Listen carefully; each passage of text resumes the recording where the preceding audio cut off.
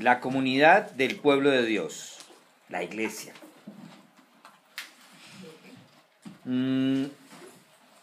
Cuando hablamos del pueblo de Dios, inicialmente lo identificamos en nuestros contextos como la iglesia, pero el primer contexto de ser pueblo de Dios fue el pueblo de Israel. ¿Sí? Y en estos días, hablando con un grupo de pastores, les hice como una evaluación de algunas palabras que he ido como recogiendo y todos se rajaron. Sí. Cuando les pregunté la dirección de su iglesia, me la anotaron en un papel y me la dieron. Todos. Les pregunté que dónde estaba su iglesia, entonces me dijeron que en tal localidad, de tal lugar. Les pregunté que si alguien se había ido de su iglesia, dijeron que sí, que muchas personas. ¿Sí? O sea, todos cayeron fresquitos, ¿no? Después yo les dije, ¿cómo así que me dan la dirección de la iglesia? Es un lugar, cuando la iglesia, o sea, son ustedes y son su congregación y ustedes no me pueden identificar el lugar donde ellos están en este momento. ¿Será que sí? Unos de 200, otros de 300, otro de 1000. A ver, dígame dónde está su iglesia, ¿no? Pero después cuando les pregunté dónde se reúne su iglesia, entonces entraron en conflicto con la primera dirección, con la primera dirección en la reunión, porque les parecía que ya la habían contestado, ¿no? Entonces ahí fue donde comenzamos a cuestionar, ¿no? Miremos en Éxodo capítulo 1, dice así: estos son los nombres de los hijos de Israel que fueron a Egipto con Jacob. Cada uno fue con su familia: Rubén, Simeón, Leví, Judá, Isaacar, Zabulón y Benjamín, Dan, Neftalí, Gad y Aser. Todas las personas que descendieron de Jacob fueron 70, pero José ya estaba ya en Egipto. Y murió Josué, y todos sus hermanos, y toda aquella generación. Pero los hijos de Israel fueron fecundos y aumentaron mucho, y se multiplicaron y llegaron a ser poderosos en gran manera, y la tierra se llenó de ellos. Y se levantó sobre Egipto un nuevo rey, que no había conocido a José. Y dijo a su pueblo: he aquí el pueblo de los hijos de Israel es más numeroso y más fuerte que nosotros. Procedamos pues astutamente con él, no sea que se multiplique, y en caso de guerra se una también con los que nos odian y peleen contra nosotros y se vayan de la tierra. Entonces pusieron sobre ellos capataces para oprimirlos con duros trabajos y edificaron para Faraón las ciudades de almacenaje, Pitón y Ramsés. Versículo 12, el capítulo 1 de Éxodo. Pero cuanto más los oprimían, más se multiplicaban y más se extendían, de manera que los egipcios llegaron a temer a los hijos de Israel. Los egipcios pues obligaron a los hijos de Israel a trabajar duramente, y les amargaron la vida con dura servidumbre en hacer barro y ladrillos y toda clase de trabajo del campo. Todos sus trabajos se le imponían con rigor. Y el rey de Egipto habló a las parteras de las hebreas, una de las cuales se llamaba Cifra y la otra Púa. Y les dijo: cuando estéis asistiendo a las hebreas a dar a luz, y las veáis sobre el lecho del parto, si es un hijo le daréis muerte, pero si es una hija entonces vivirá. Pero las parteras temían a Dios, y no hicieron como el rey de Egipto les había mandado, sino que dejaron con vida a los niños. El rey de Egipto hizo llamar a las parteras y les dijo: ¿por qué habéis hecho esto? ¿Ya habéis dejado con vida a los niños? Respondiendo las parteras a Faraón: porque las mujeres hebreas no son como las egipcias, pues son robustas y dan a luz antes que la partera llegue a ellas. Y Dios favoreció a las parteras, y el pueblo se multiplicó, y llegó a ser muy poderoso. Y sucedió que por haber las parteras temido a Dios, él prosperó sus familias. Entonces Faraón ordenó a todo su pueblo, diciendo: todo hijo que nazca lo echaréis al Nilo, y a toda hija la dejaréis con vida. Un hombre de la casa de Leví fue y tomó por mujer a una hija de Leví, y la mujer concibió y dio a luz un hijo, y viendo que era hermoso, lo escondió por 3 meses. Pero no pudiendo ocultarlo por más tiempo, tomó una cestilla de juncos y lo calafateó con asfalto y brea. Entonces puso al niño en ella y la colocó entre los juncos a la orilla del Nilo. Capítulo 2, versículo 4. Y la hermana del niño se puso a lo lejos para ver qué le sucedería. Y la hija de Faraón bajó a bañarse al Nilo, y mientras sus doncellas se paseaban por la ribera, vio una cestilla entre los juncos y mandó a una criada suya para que la trajera. Al abrirla, vio al niño, He aquí el niño lloraba, y le tuvo compasión y dijo: este es uno de los niños de los hebreos. Entonces la hermana del niño dijo a la hija del faraón: ¿quieres que vaya y te llame a la nodriza de las hebreas para que te críe al niño? Y la hija de faraón le respondió: sí, ve. Y la muchacha fue y llamó a la madre del niño. Y la hija del faraón le dijo: levántate, llévate a este niño y críamelo, y yo te daré tu salario. Y la mujer tomó al niño y lo crió. Cuando el niño creció, ella lo llevó, y la hija del faraón y vio a ser hijo suyo, y le puso por nombre Moisés, diciendo: pues lo he sacado de las aguas. Esta es una de las pocas mujeres en el mundo latinoamericano que recibe paga por criar a su hijo. ¿O no? Sí, claro. Por amamantar. Por amamantarlo. ¿Por qué latinoamericano? Porque en Europa y en otros países, sí, en Canadá, por ejemplo, la mujer que está criando y que está en el hogar se le da un reconocimiento por parte del Estado. Y el Estado, en algunos estados de Estados Unidos también se hace eso. Pero en América Latina, pues no conozco, de pronto lo hay, no sé, pero en ninguno de los países latinoamericanos, no sé si en Chile o en Brasil, no sé, que son países un poquito más desarrollados que nosotros. Pero esta mujer de alguna manera es el final de una cadena en comunidad. Esta mujer dice en el versículo 10: cuando el niño creció, ella lo llevó a la hija de Faraón y vino a ser hijo suyo y le puso por nombre Moisés. Ayer comentábamos acerca de este texto. Y uno de los aportes nos sugería que una de las razones por las cuales el rey mandó matar a los niños y no a las niñas, ¿cierto?, se daba porque quienes iban a pelear eran los niños, no las niñas. Pero las niñas los parían, pero los niños iban a pelear. Entonces, si acababa con los guerreros, posiblemente acababa con ese temor que tenía él de perder el poder, porque esto era un tema de poder. Este genocidio que se dio fue un tema de poder. Por eso es que él manda a matar a los hijos de las hijas de Israel.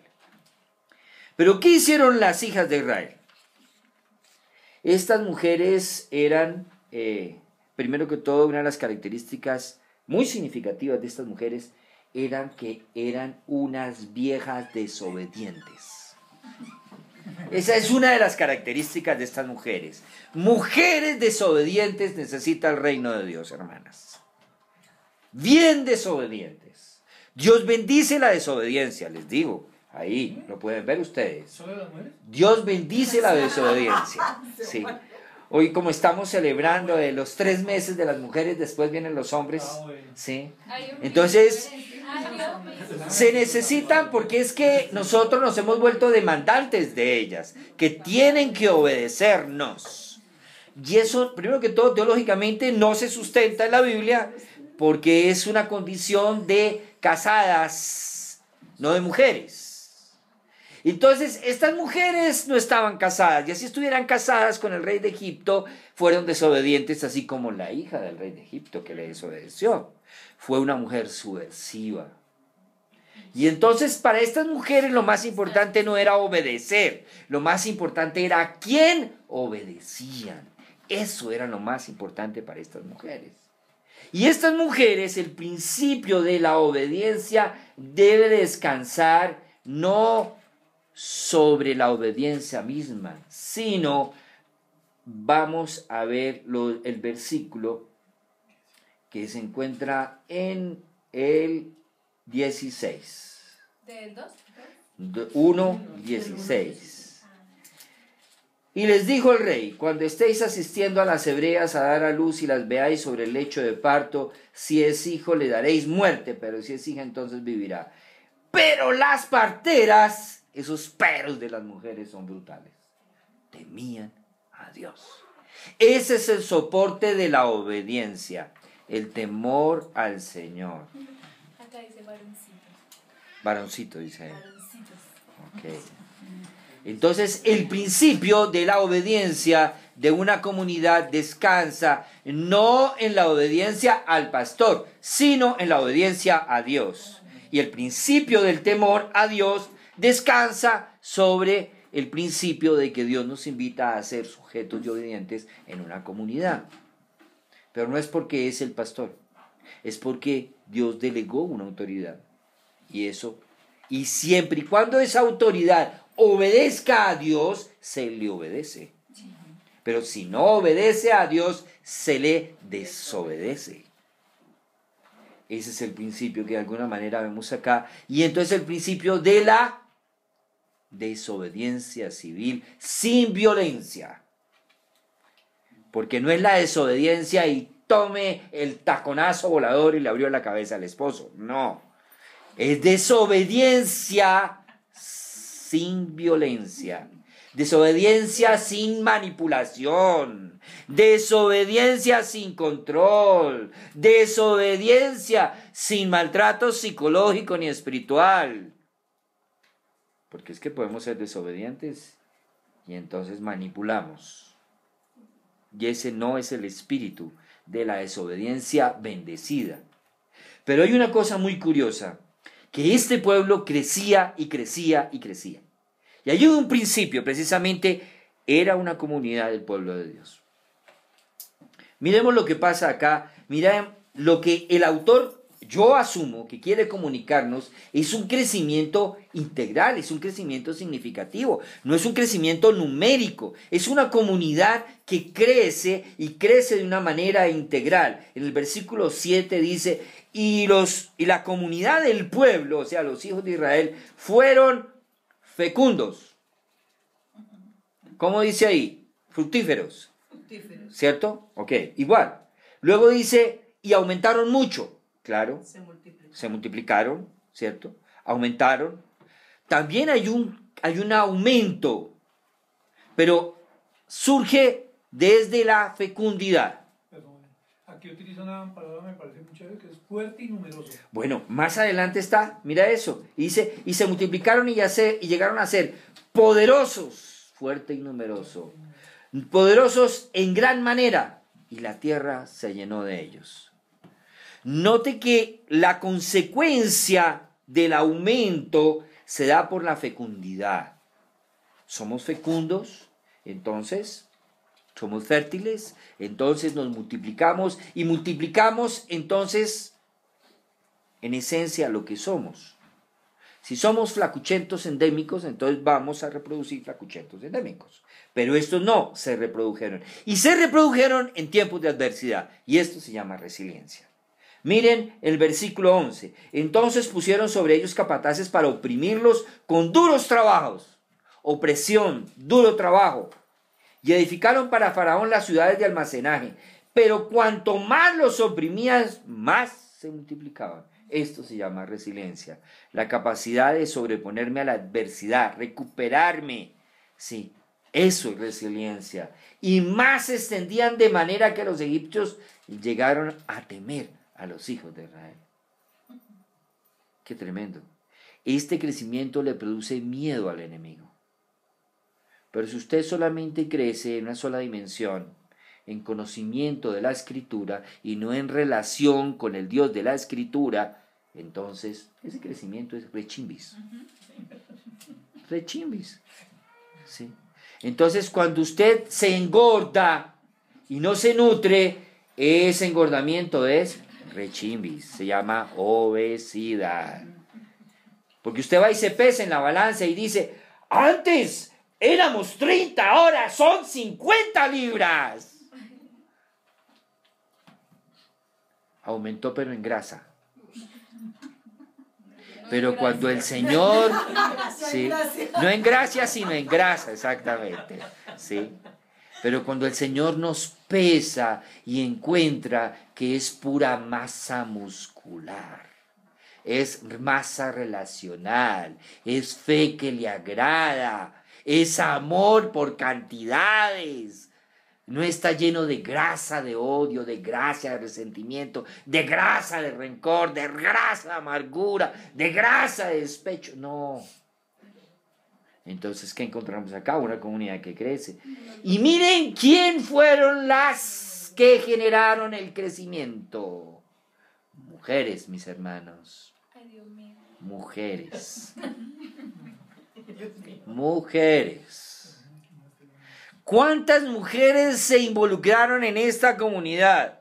Miren, mujeres ungidas. Las parteras. Primero.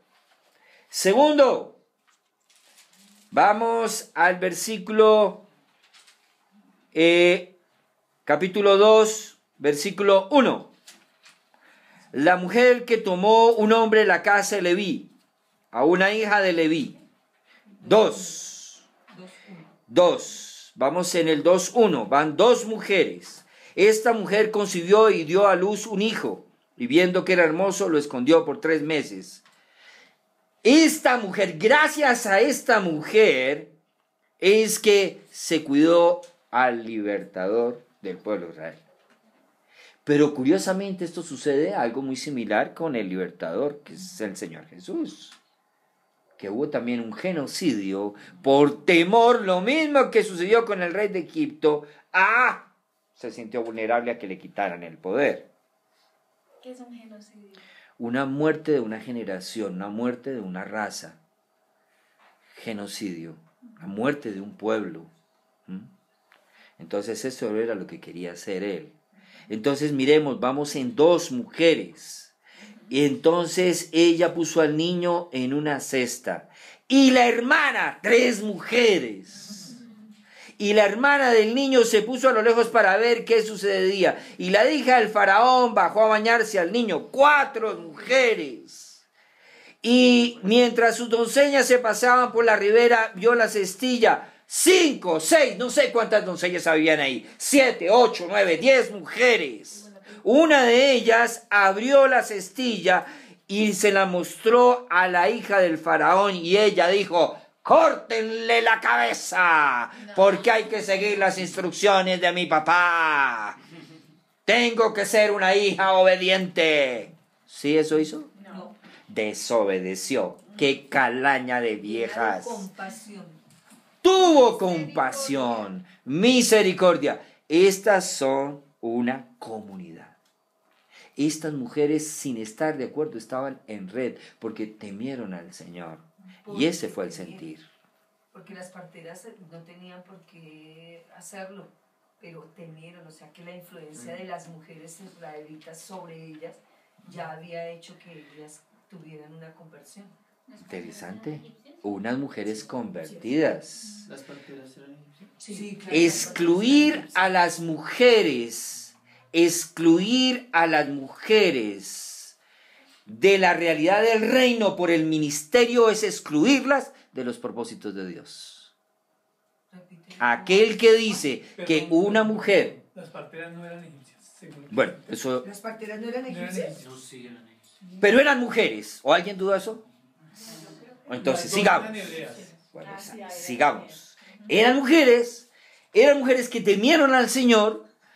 Y aquí lo importante es que si nosotros, como cristianos evangélicos, no permitimos que las mujeres asuman ministerio dentro de la comunidad del rey, las estamos excluyendo de los propósitos del reino. Las estamos excluyendo de los propósitos del reino. ¿Sí? Y que se tenga el que excluye a una mujer de los propósitos del rey. Porque el Señor las incluyó. Y ejemplos ha hecho 80,000. Entonces, la comunidad del pueblo de Dios, la iglesia, no es una comunidad donde el pastor es el ungido, mis hermanas. Todas ustedes son ungidas y ungidos. Aquí no es que el ungido del Señor. No. Eso es Antiguo Testamento, hermanos. Eso es de la tribu de Leví. Aquí el ungido no soy yo. Aquí tenemos la ungida Sarai. ¿La ungida qué? Sigan su nombre. ¿La ungida qué? ¿La ungida qué? ¿La ungida qué? ¿La ungida qué? ¿La ungida qué? ¿La ungida qué? ¿El ungido qué? Es que Omar. ¿El ungido qué? ¿El ungido qué? ¿El ungido qué? ¿La ungida qué? ¿La ungida qué? ¿La ungida qué? Allá la niña que está hablando con el otro ungido. ¿La ungida qué? ¿El ungido qué? ¿El ungido qué? ¿Qué es ungido? Untado. ¿Untado de qué? De la gracia de Dios. De la gracia de Dios. ¿De qué más? Cuando echaban aceite sobre el rey, lo ungían, lo apartaban para un servicio, lo apartaban para La untada. Dios. Entonces, la untada, todos nos untamos acá. ¿Sí?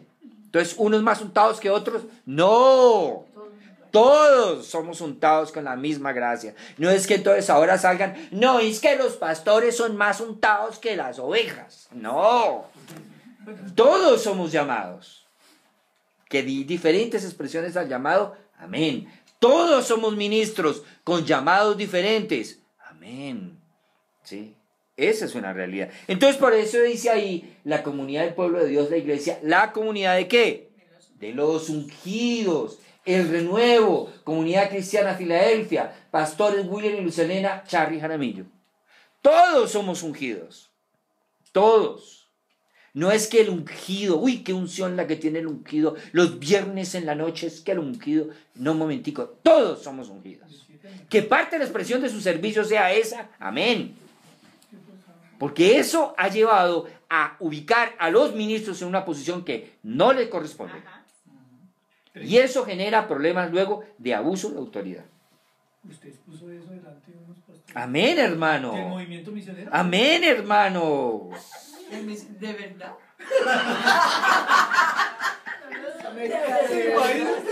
El Señor me va a dar la gracia de hacerlo, hermana, no te preocupes. Ok. Entonces, vamos a Efesios 3:10. Vamos a Efesios 3:10. Vamos a Efesios 3:10. Ok. Efesios 3:10. Mire el texto lo que nos dice. Desde el 8.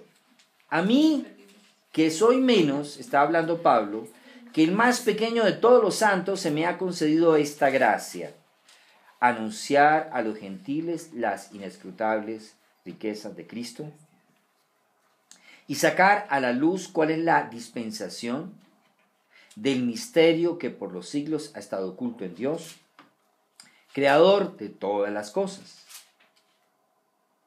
a fin de que la infinita sabiduría de Dios sea ahora dada a conocer por medio de ¿quién? De la iglesia. ¿Por medio de quién? La iglesia. Por medio de la iglesia, exactamente. Por medio de la iglesia. Entonces, ¿qué tenemos? Tenemos una iglesia que es el medio a través de la cual comunicamos la multiforme sabiduría de Dios. La multiforme sabiduría de Dios. Comunicamos el evangelio. Pero el único objeto de la iglesia no es, como decía un pastor, ganar almas. Primero que todo, yo no gano almas. Eso de tener espíritus desincorporados ya me sabe a cacho. Sí, yo prefiero personas. Entonces, el objetivo de la iglesia no es ganar almas solamente. Esa es una de las razones de la misión de Dios para la iglesia. La misión de Dios, esa no es la única. Proclamar el evangelio es una de las acciones que nosotros tenemos. Anunciamos. Pero es que el evangelio tiene un factor inherente a sí mismo. Y es un factor reconciliador.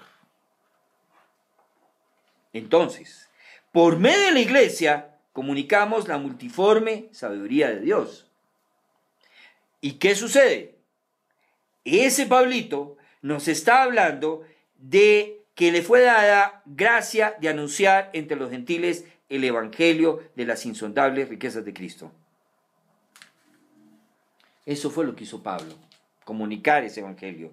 Y al comunicar ese evangelio, aclaró el plan que tenía Dios del misterio escondido por los siglos de los siglos. ¿Y cuál era ese plan? Reconciliar en Cristo todas las cosas, a través del evangelio. Eso es lo que llama un teólogo brasilero que se llama Valdir Stugernegel, llama la locura redentora de Dios. ¿Se imaginan? La locura redentora de Dios es que reconcilió todas las enemistades que habían. Y una de las enemistades que había era entre judíos y gentiles. La condición del pecado, la transgresión, trajo enemistad entre el hombre y la mujer. Entonces, ¿cómo se expresó esa enemistad? Oprimiendo, sometiendo, esclavizando, maltratando. Enemistad entre libres y... Entonces se dio la humanidad entre esclavos y libres. Hoy en día se considera que es el tiempo donde más esclavos han existido en todo el mundo. Creíamos que nos habíamos sacado de la esclavitud. Y no es así. Hoy en día la trata de personas, la esclavitud, las dependencias, las codependencias, las ludopatías, esclavos al alcohol, a las drogas. Entonces ahí es donde la verdad tiene un significado profundo, el Evangelio. Y conoceréis la verdad os hará libres. Adicción a los juegos.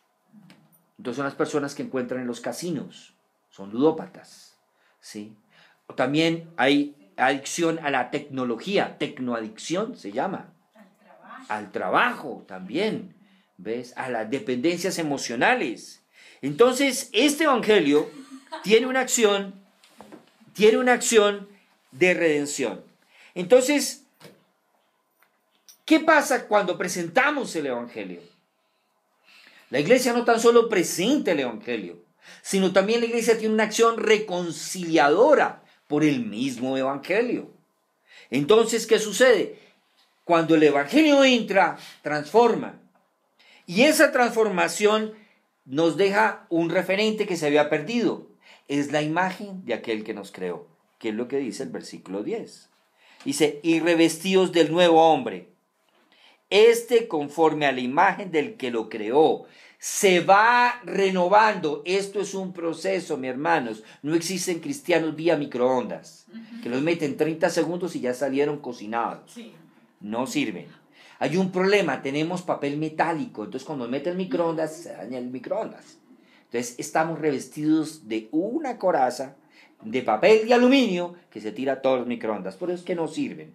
Este es un proceso, dice, se va renovando. No es que ya, no, se va renovando.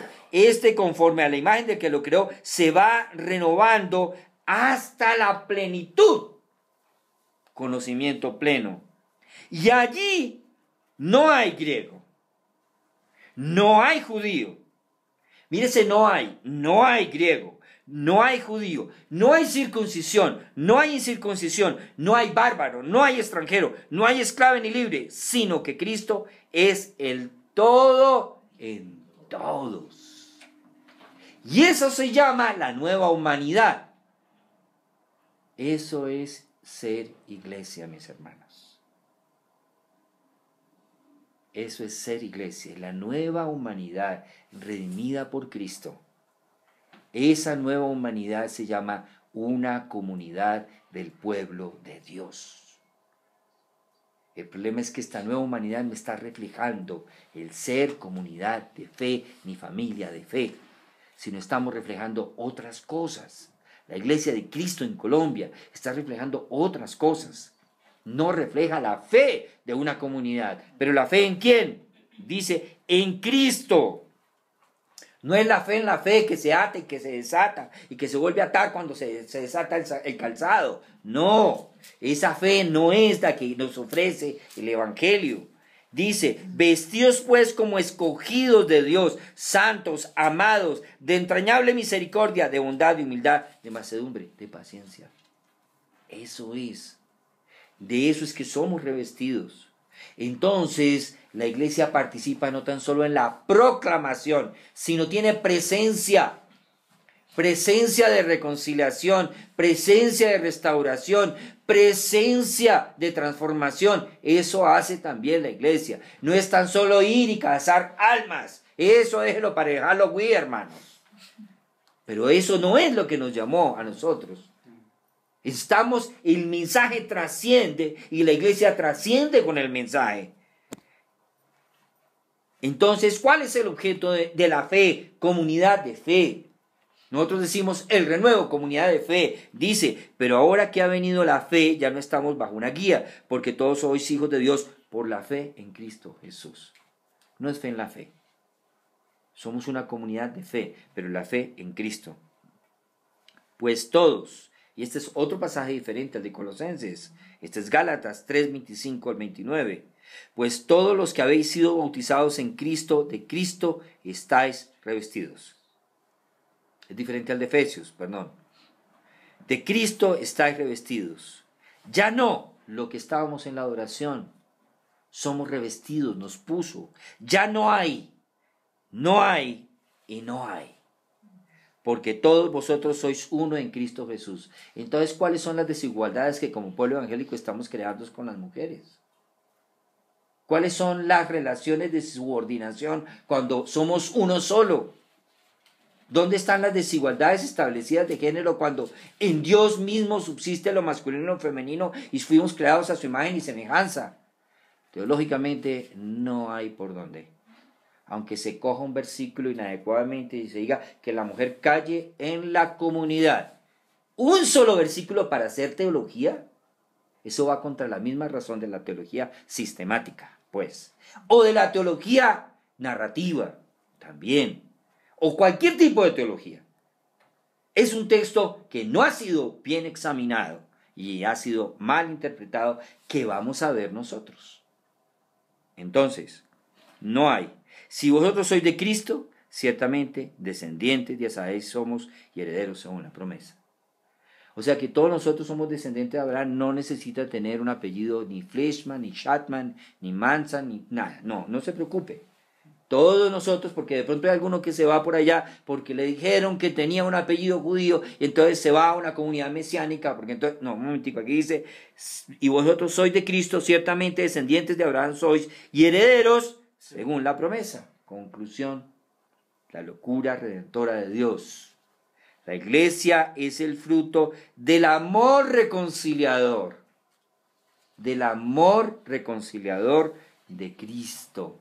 Ese es la iglesia, el fruto del amor reconciliador. No es la iniciativa de un pastor que comenzó a reunir gente, no.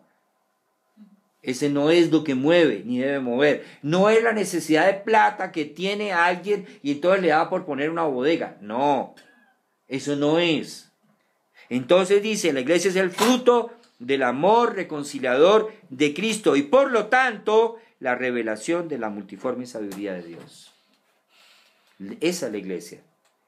¿Cuál es el misterio? La iglesia es el misterio. La reconciliación en Cristo, la nueva humanidad, el pueblo de Dios. Entonces aquí hablamos y la iglesia como cuerpo de Cristo tiene parte en la obra reconciliadora de Cristo. Primero tenemos que entender quiénes somos, mis hermanos. Si yo no sé quién soy, tampoco sé qué hago ni para dónde voy. Entonces, no tan solo somos comunidad, debemos de hacer comunidad hacia afuera y también hacer que otras personas que creen en Cristo formen parte de la comunidad. Porque no hay cristiano sin cuerpo, ni cuerpo sin Cristo. Eso es una realidad. Gústenos o no nos guste, pero eso es lo que está establecido en su palabra. Esto lo desarrolla esta frase Howard Snyder en su libro La Comunidad del Rey. Entonces, mis hermanos, el renuevo es una comunidad fruto del amor reconciliador de Cristo y por lo tanto el renuevo es producto de la revelación de la multiforme sabiduría de Dios y el renuevo como cuerpo de Cristo tiene parte en la obra reconciliadora de Cristo. Entonces, ¿qué parte de la obra reconciliadora haces tú? ¿Qué parte de la obra reconciliadora estás haciendo? ¿Qué acción reconciliadora tenemos diariamente? La reconciliación comunica evangelio. ¿Cuál es nuestra acción en nuestro contexto conciliadora? ¿Comunicamos el mensaje de conciliación, de reconciliación? ¿Lo hacemos a través de nuestras vidas en el lugar donde estamos? Eso es también ser iglesia. Para lo demás, como dijo nuestro amado hermano Harold Segura.